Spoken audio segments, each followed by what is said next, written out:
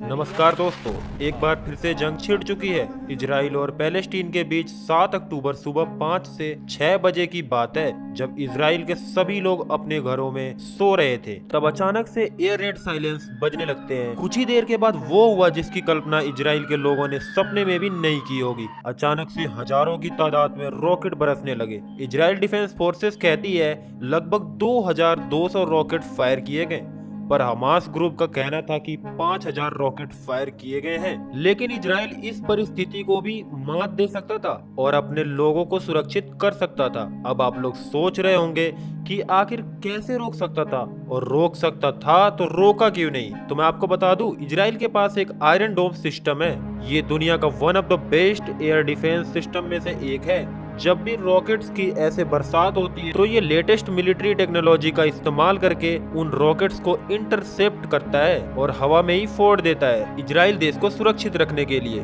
लेकिन यहाँ पर 5000 रॉकेट्स फायर किए गए, वो भी लगभग 20 मिनट के अंदर अंदर, जिसके कारण ये आयरन डोम सिस्टम भी फेल हो गया। सैकड़ों की संख्या में इजराइल में घर तबाह हुए और हजारों की संख्या में लोग मारे गए। आतंक का कुछ भाग आप देख सकते हैं। देखिए कैसे लोगों के घर तबाह हो रहे हैं और घर में बैठे सोते पड़ते जवान बूढ़े बच्चे मारे जा रहे हैं। पिछले दशकों में हुए कई हमलों में से इससे सबसे बड़ा हमला बताया जा रहा है। अब बात कर लेते हैं इजराइल पे हुए इस हमले के बाद कौन कौन से देश इजराइल का साथ दे रहे हैं। सबसे पहले बात कर लेते हैं अपने देश भारत की।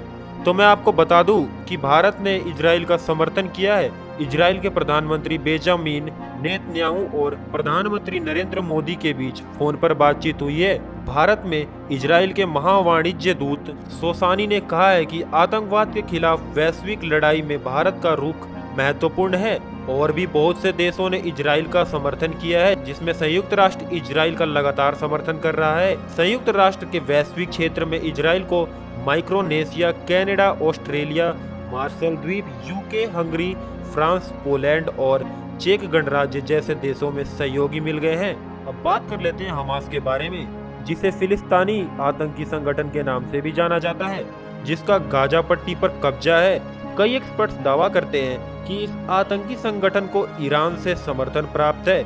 इसी ने इजराइल पर हमले के लिए हमास की मदद की है। सबसे बड़ा मुद्दा ये उठता है कि आखिर हमास ने इजराइल पर हमला किया क्यों।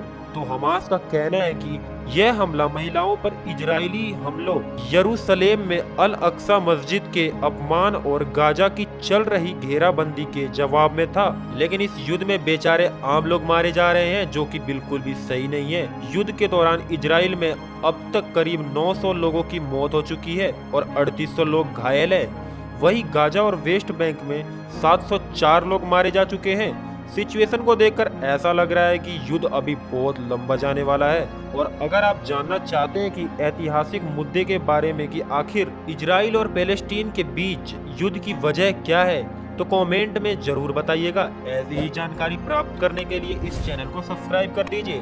धन्यवाद पूरी वीडियो देखने के लिए।